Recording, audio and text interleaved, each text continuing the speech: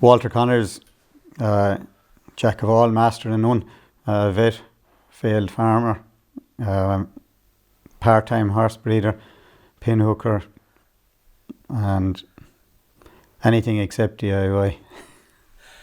Oh, sure, we were reared with veterinarian horses, and my father had always had a few broodmares. He had sport horses, he had a couple of national hunt mares, and he bred Hereford cattle. So that was the introduction for us. Was always rural.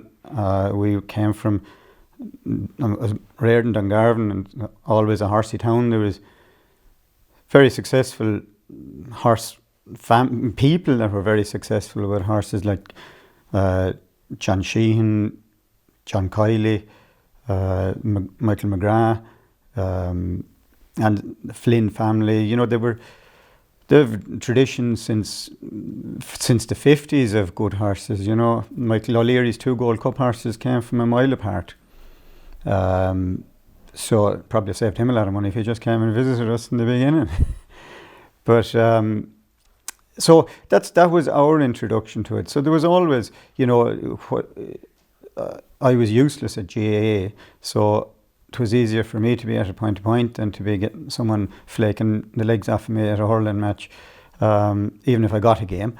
But so we kind of grew up organically through ponies, and you know, my dad's a vet, so that was my introduction to it. And from there, I kind of, the horses had a wilderness time for me, because when I was studying, there wasn't room for a lot else. And then when I qualified, came back to work here in my father's practice, and we carried on from there. And I decided that I'd like to maybe pinhook a couple of foals, and we started at a very low level with, you know, ordinary enough horses, and couldn't understand why people didn't want to accept them for the Premier sales.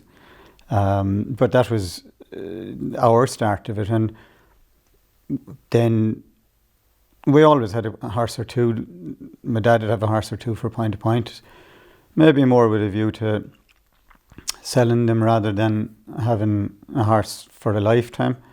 And I suppose that was ingrained in us from the fact that when we were breeding, there was always one coming off the production line. So, you know, if we didn't move them on, there was no room for the next one. And then in the course of my veterinary work, I met Seamus Murphy.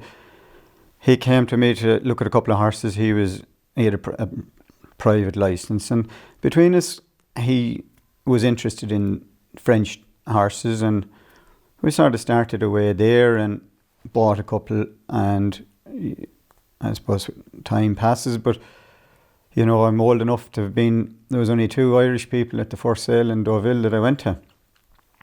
There was a great luxury in that, because you could make loads of mistakes, and the price of the horses weren't as high, and we were able to stay alive with the day job, while we were getting some basic understanding of the way the whole French system worked with their pedigrees and their way of racing. And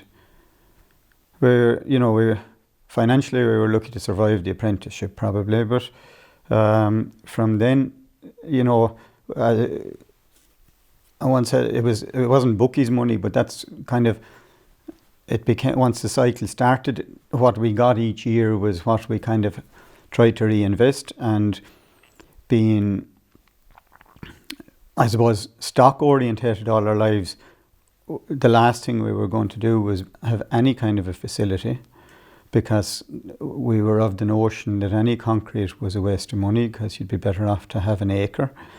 And then, but anyway, as time went by and we kind of eventually got up to our cohort of stock, in the second half has been kind of, maybe, I don't know whether it is less enjoyable, but a bit more financially secure anyway. Oh, sure, we only bought 2 or 3. The first year, horses were kind of, we were selling them in French, buying them in French francs. So it was before, you know, so I'd say it must be kind of heading for 20 years. the second or third horse I bought there, you know, you got to get lucky at times in your life, and if you do, then they help. And you could look back and say it was marvelous judgment, but it's not. It's, you know, you have to be lucky to be in a place. You know, the first horse that really got me with a bit of capital was Cossack. We bought him in Deauville as a foal, and he wasn't expensive at all. He wasn't very pretty. But he was just, we were able to afford him, and he was a big foal, and he was a good mover. And that was the start of it. Then the first yearling I bought there was Vodka Blue. At the time, it'll tell you just, I suppose, it either shows how dear horses I've got, or it shows how old I am, that he was the third top price yearling of the sales in Deauville, and he cost 11,500 punts. So the same yearling last year would have been 120,000 punts. So obviously, surely I wasn't going to be the owner of him then. But you know, so we were lucky with some of those horses that came along, and they insulated us while we were, you know, we bought loads of horses we didn't know anything about. We didn't understand AQPS, even what it meant. So we were going in innocence, really, and we thought it was a kind of, you know, we were voyagers. But as I say, we were lucky that we had that kind of adaptation time before horses got really expensive. Oh, the wine. And, you know, the probably the dearest restaurants I've eaten in my life have been farmers' kitchens in France, where we ate their food and drank their wine, and we thought we were getting them drunk, and they were definitely getting us drunk.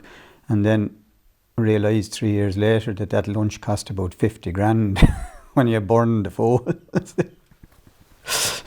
I don't mean physically, I mean financially. I'd say we were reared, and we came to all of this from a racing point of view. It was all about trying to pick a horse that would win a race. I'd be absolutely useless now to pick a collection of horses. We'll say now, like the flat pin hookers, that they can see a horse there and say, I can turn X into Y. I'd be out on the side of the road after a year. I have no talent whatsoever for that. To know that a horse was being sold under his, you know, that he was good value for a resale. Our focus is kind of, and just what we were always brought up with, was what to try and win a race. So whether that's anything to do with it, I don't know. We kind of, between a couple of broodmares, I don't want to have many broodmares. We have 2 or 3 mares, and we breed them, and then we buy about 20 foals, and we'd be aiming to have kind of 7 Land Rover horses, 7 Derby style horses, kind of maybe 4 or 5 pointers, and 2 or 3 horses to go back to France. Occasionally we'd buy a foal in France where the breeders would have a specific request that he'd race there first, because that gets him premium eligible. So we kind of, you know, that gives us a bit of a spread for what we do with them. So we're not as just maybe tied to buying a particular type of horse, because there are various avenues then that they don't have to be. We buy some youngish foals, and, you know, we buy those with a view to racing them, because if they're, you know, it's only a snapshot in time, and they don't, you know, they're not always the most beautiful, but that doesn't prevent them from being racehorses. Something as scientific as how quick which ones come out the gate of the shed first. There's not a lot of difference, really. I suppose we tend to break point to point the horses by the first season sires, and we aim for the sales then with if a horse, if he's half brother, won a black type race, or got a significant pedigree boost in between, because I'd feel that's, you know, his opportunity, and we'll have a one that, and then we could have, you know, we'll have a horse entered for the sales and he gets a bang or whatever the week before the sales, and rather than re-going in later in the year, then we'd just go and we'd break those horses, and that's how our pointers came to be, you know. We tend not to, you know, if they're proven sire and proven dam, we tend to go to the sales maybe more with them, because you know, hopefully financially we get a reward for that, and we try and put the form on the other ones to see, you know. And then as well, we have to be always have be a little bit conscious that, you know, that the stakes get high and the input gets high, and we have to kind of try and insulate ourselves a bit from the pointers by selling the stores, and it makes the point, you know, while it's all business now, when we started, our primary focus was to have a bit of enjoyment with the pointers. So, you know, we don't really want to be going with the screw tightened on ourselves mentally that it has to work. You know, obviously we like when it does, and we don't jump in and say, stop lads, and leave someone else win, no more than we do in the sales ring, when, you know. But that's one of the things we're always a little bit conscious of, that it's kind of our family day out, and while the children are growing up there, they come with us, and that won't last too long, you know. Then they'll be at their own thing. So we have to try and make it something that they might enjoy the day, rather than silence in the car on the way up, and even more deafening silence on the way home. Well, I suppose we're always, having been brought up with pedigree animals, pedigree is our kind of first thing. I enjoy reading pedigrees of, you know, and listening to different people over the years and the way they would interpret maybe the same pedigree. So that kind of interests me first and foremost. And then, you know, if we liked a first season stallion, we'd buy one or two foals, and then if we were happy with those as yearlings and that they kind of thought they were fitting our system, that would encourage us to buy them for the second year and the third year, even before they go to the races. That's the kind of our primary starting point. As for their appearance and whatever, sure, it's the same as anybody is going to say to you, you know, we want a horse that moves well and that's basically straight. And after that, a ridiculous thing is, I've been the places we've been lucky in farms, and not always maybe the one I'm sure this might be my own fault, that the one that I thought was good wasn't always the one was good. But we've been lucky in the places we get on well. We tend to go back there again and again, and you know. So over the years, we've probably bought most of the horses privately, so we kind of know where we're going now, and in terms of who we're going to see. And most of our foals come out of that cohort, and they might say to us, the neighbour down the road has a foal this year that he didn't have last, and we might go there, and that was kind of the expand. I have to say, Seamus is great. He's a really good network people person. He's great. He's fluent French, so he is great to sort out, and where is there a new one or a place that we weren't before. So I'd have to give him the most of the credit for that, for the legwork, you know. And we ended up buying 3 foals. And sure, at the time we were delighted to buy them. And then, of course, when I get home, I start to question, well, sure, how did you manage to buy 3 foals and think there were 3 good foals in the one place? And you might think you saw 3 nice foals in day 1 of a fairy house sale, or there was 200 foals. And so then there's the kind of lag period in between when you buy them and when they come home. So when they came home, then I was going like, we definitely must have been wrong with one of these, or two of them, or maybe three of them. And if we thought there were three nice foals, the likelihood is there was no nice foal, because that's just the way it is. One should stand out. But that year the breeder had 8 foals, and one died, and 7 of them won, and 5 of them were black type. So I don't think it was any brilliant judgment on our part. They were just all black type horses in the field. You know, the horse that won the champion hurdle went back there to race and won a bumper, but he was a very different physical type of horse to Envoi Allen.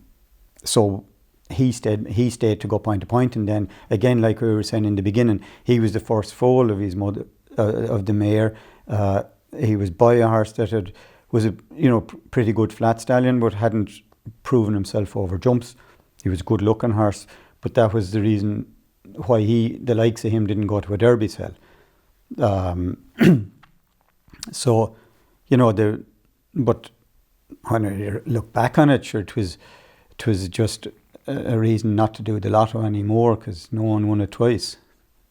He was second in the Irish National. He was a black type horse. Envoi Allen. JP bought him. He ran him in the Grand National last year.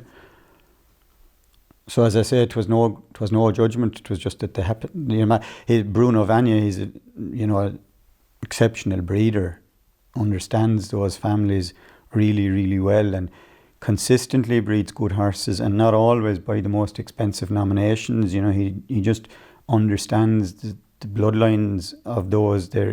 He's second or third generation breeding those horses, and he's obviously, very talented breeder.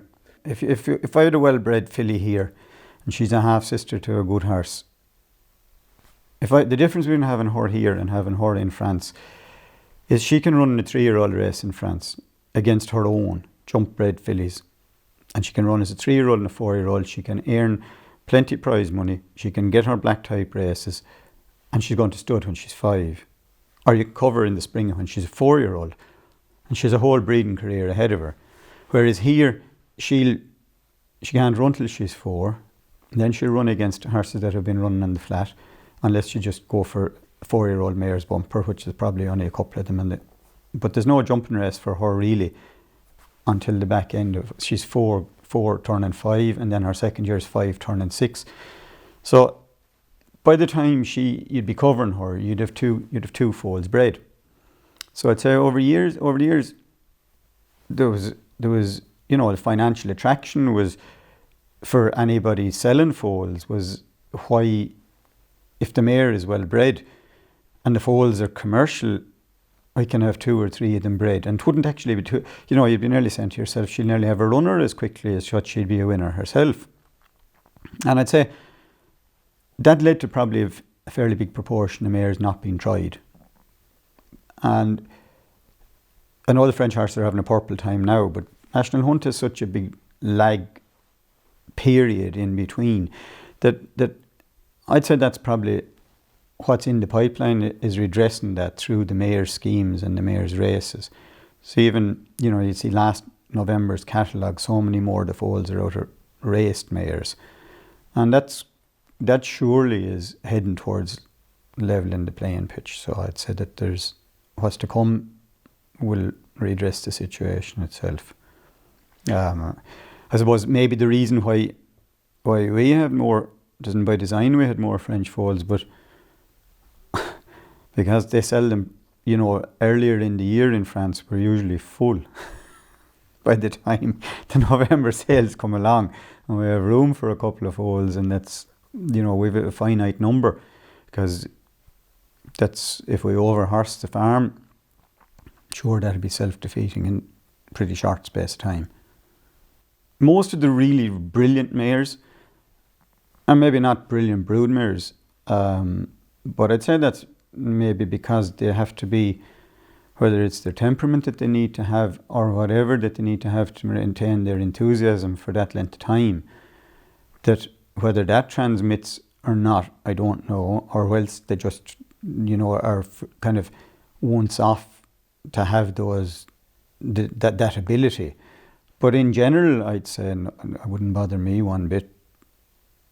I'd like that the mare would race plenty often, because at least you can see limb soundness, and you can see, you get kind of a picture that way. That's probably a help when you're buying a foal. If you're buying them with a view towards re-racing them or racing them as point-to-pointers or whatever, and then you've got to try and find some reason why they might win a race. Well, sure, I suppose Cool Ground was bred here at home. Don Cossack then was our first kind of really, Keith de la Rock, I suppose, was a good horse. Adamant approach. And then the last few years have been the likes of Bicardis, and then the Envoi and Espoir D'Allen. And I think we maybe had 10 or 11 individual Grade 1 winners.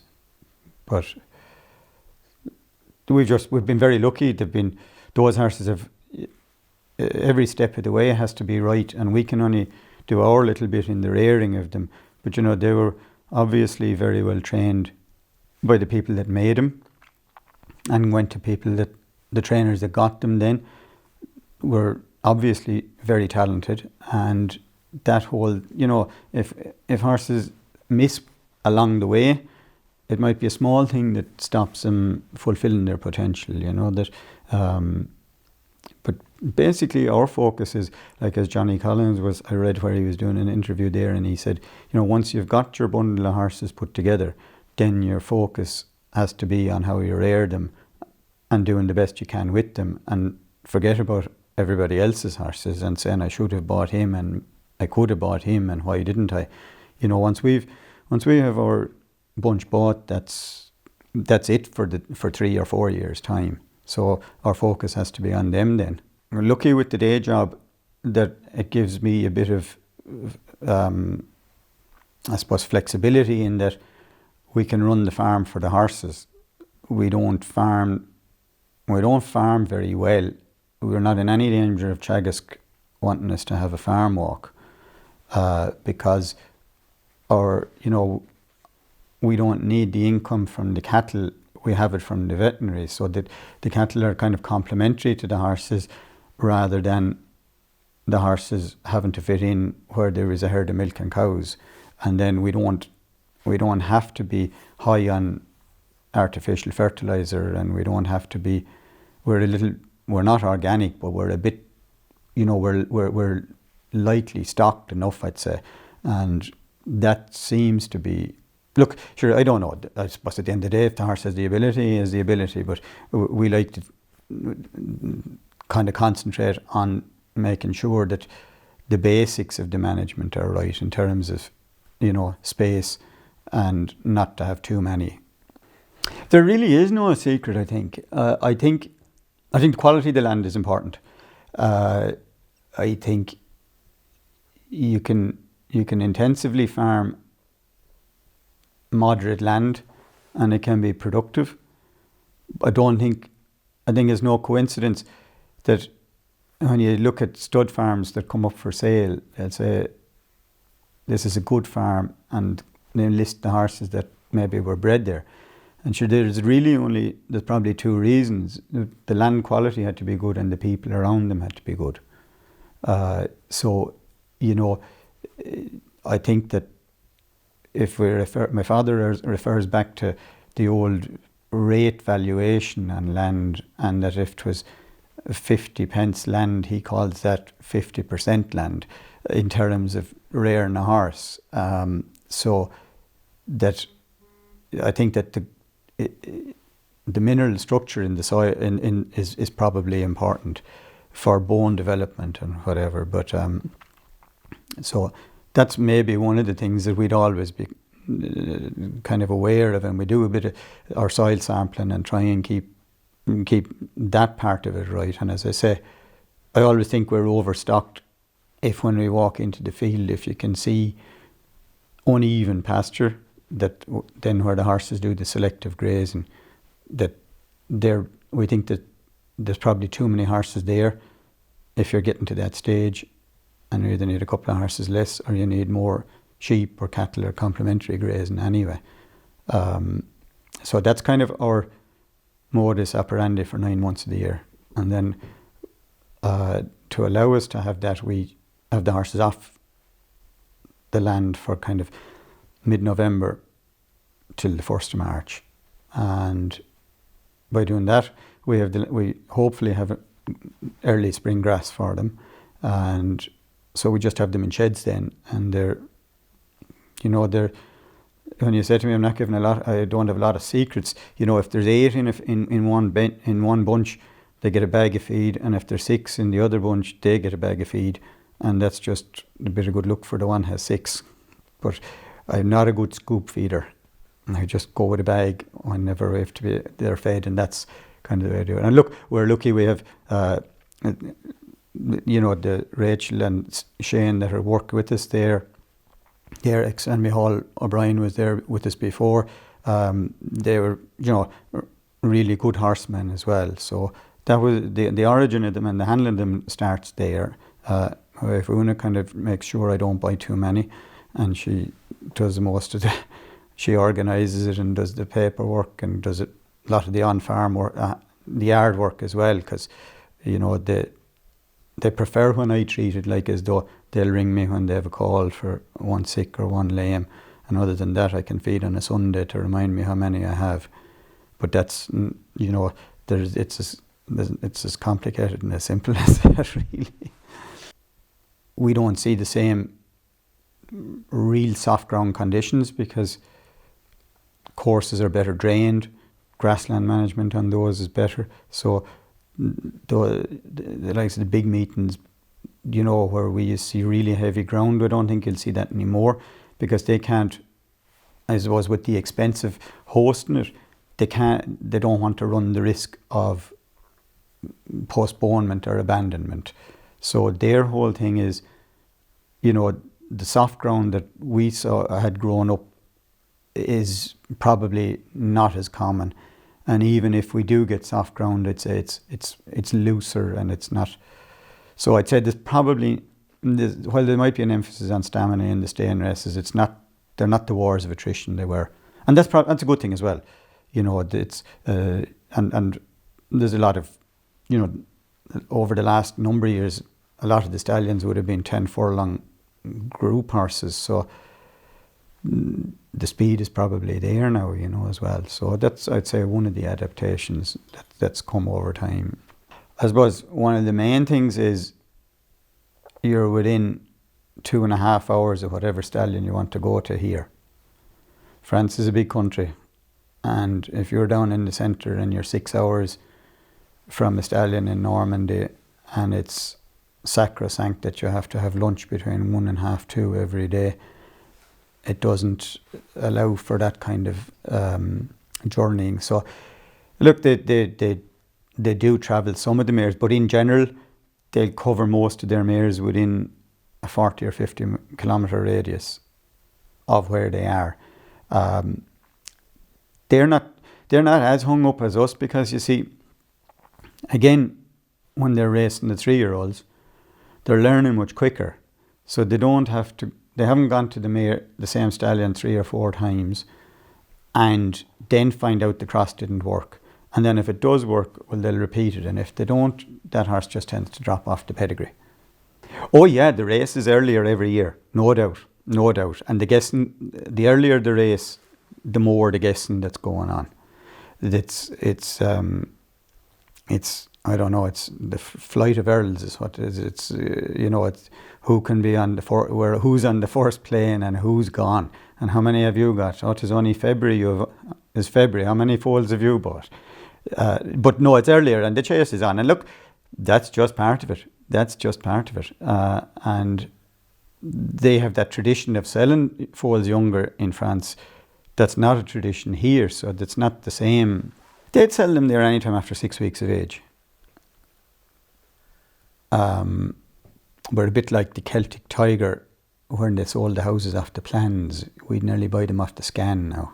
That's why we couldn't operate now if we weren't point to point in some of the horses, because, or weren't going back to France with an odd horse, because they might be okay to race. They'd be okay to race, but they wouldn't.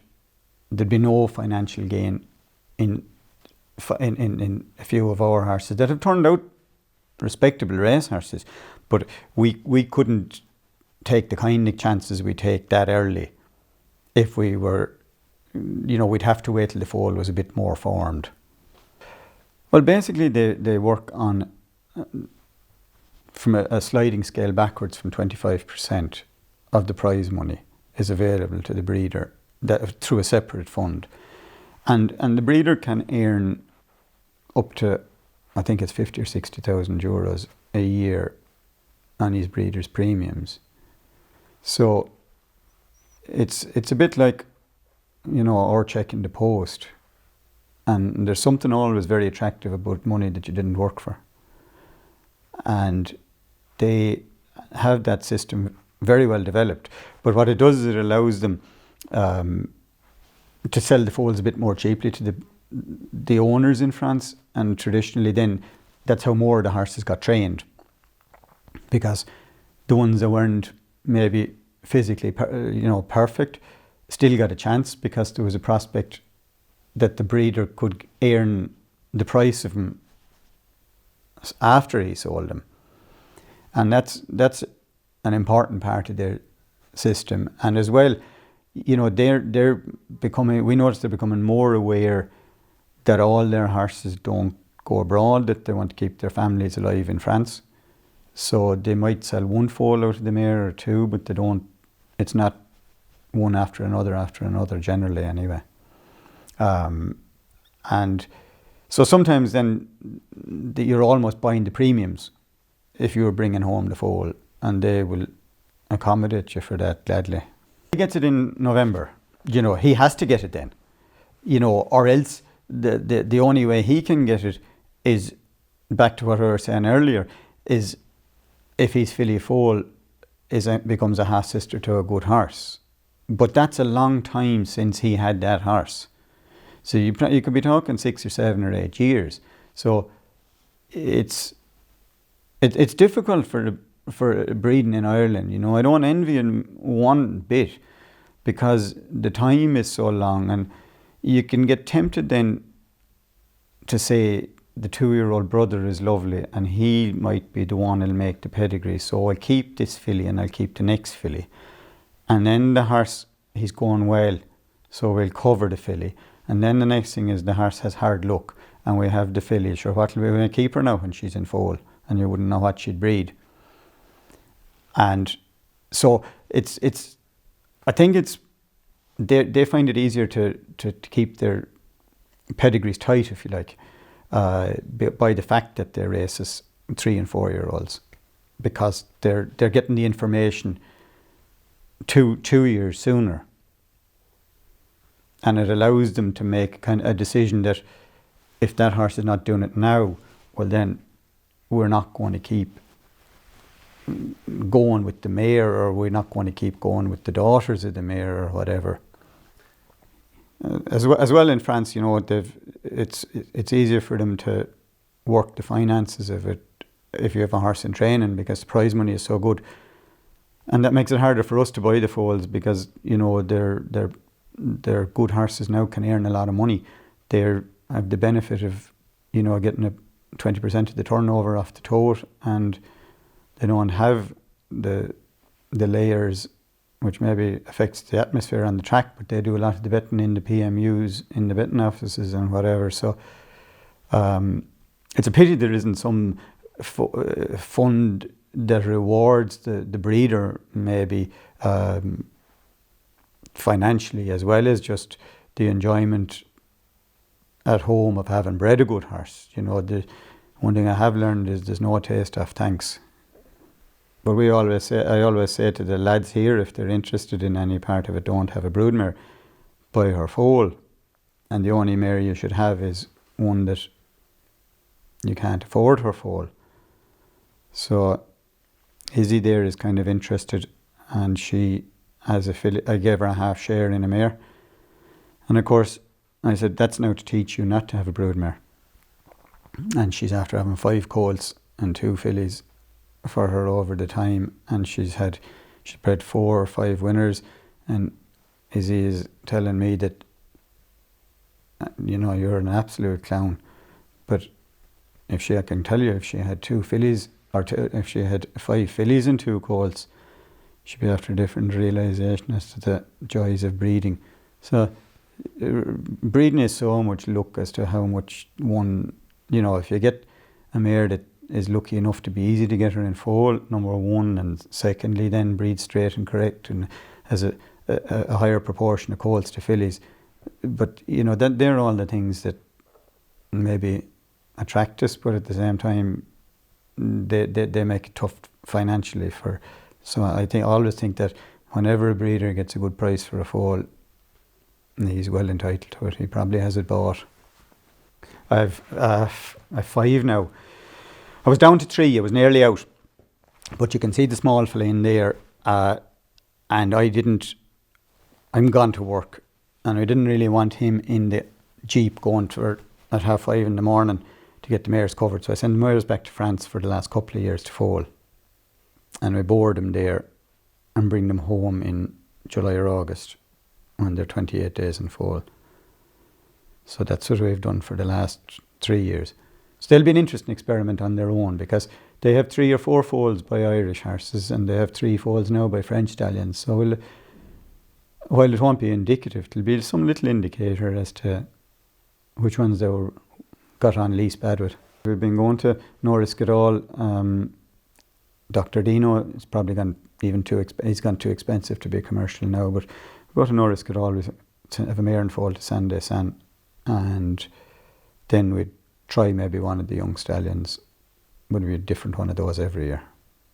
We have a filly in training now that I gave a good bit of money for as a foal, because Izzy was interested again in breeding, and I said, look, we'll buy 1 or maybe 2 deer fillies and put them in training, and if they were good enough, there might be a foundation mare for her.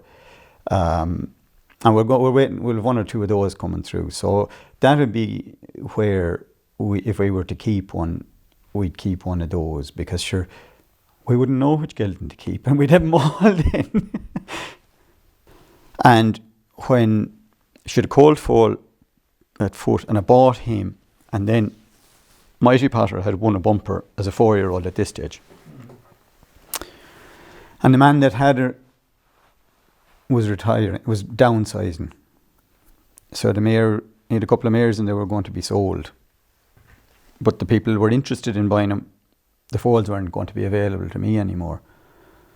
So I bought the mother of Mighty Potter and I left her in France. And she's breeding there, and sure, every day you pick up the paper, the mare is breeding another winner or another good horse. So she's an example again of the randomness, if you like. She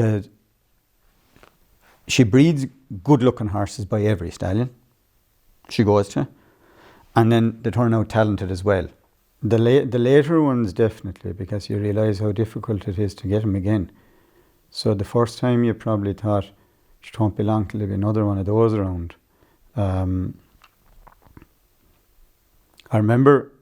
do remember when even I saw that Brian Cooper was on a good stride going to the last and on Cossack in the Gold Cup. I thought that was, I definitely appreciated that, because it looked, that was always between him and winning it. Maybe a bit the same with Envoi Allen, when he looked as though he had plenty to do round in the bend, and then in 4 or 5 strides he was on top of them.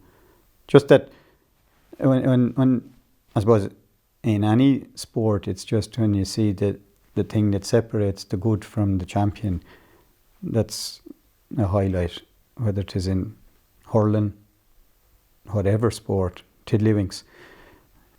No, not a bit. Sure, we're buyers by nature, you know. We're always at our happiest when we're going off buying, and come home then and wonder about looking after them and selling them at a later date. But no, sure, it's all the excitement of, I suppose again it goes back to our farming background.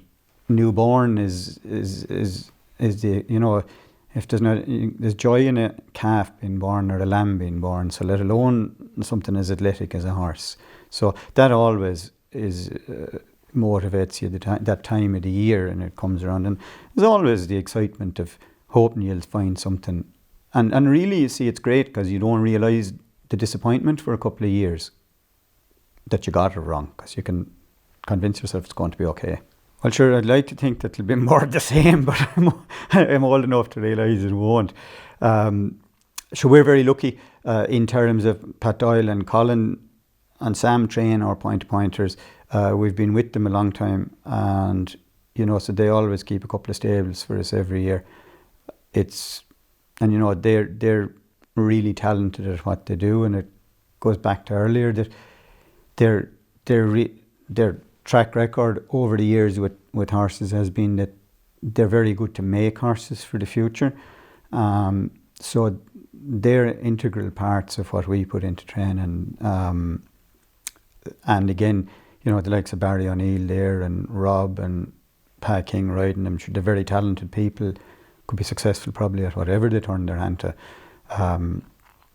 So that's the first comfort that we have, is that if a horse doesn't work out, it's probably his own talent is the limiting factor. So then you just have no regrets if they don't. The horse in Old Town was an example of it, I suppose. He was a very tall horse. Did very well. Colin did very well to have him ready to run as in the spring of a 4-year-old, and at the same time leave enough that he can go on and benefit from that. Of course we'd like to win, but that, I think, is an example that proves that if you have the raw material, and obviously, like Gordon's been we got on very well with the horses that went to Gordon, his 3 Drinmore winners, but he has to have the confidence to be able to buy from Colin or whoever is training them, that it's not all about just on that day. Yeah, sure. Like it's if you didn't get, if you wouldn't get a bit nervous about the horses you sold running the following October and November, and seeing the quality of those horses coming out in the maiden hurls and the prospect of what they might be, then that's kind of the real reason any of us do it. We have to make it economic, but the real reason we do it is that chance of the real good horse. Sure, Mighty Potter and Vosile are kind of going with maybe favourites chances in their respective races. Am I right? Probably has an each way chance in the Brown Advisory. Oh My Lord I know he's only had 1 run over hurdles there and he won, but he's a horse I have a bit of regard for. He won a race for us in France, and JP bought him, and he's at Willie's. And I think I'd be hoping that he's a horse for the future, that's not obvious for the future.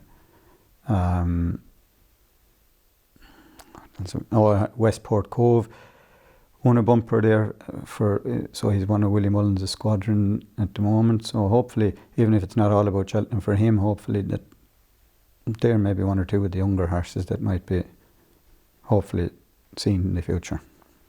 The most important thing is to make up your mind.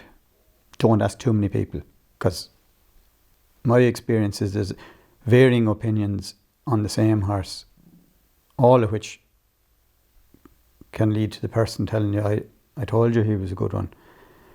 I think make a decision. If it's right, great, and if it's not, learn from it and move on.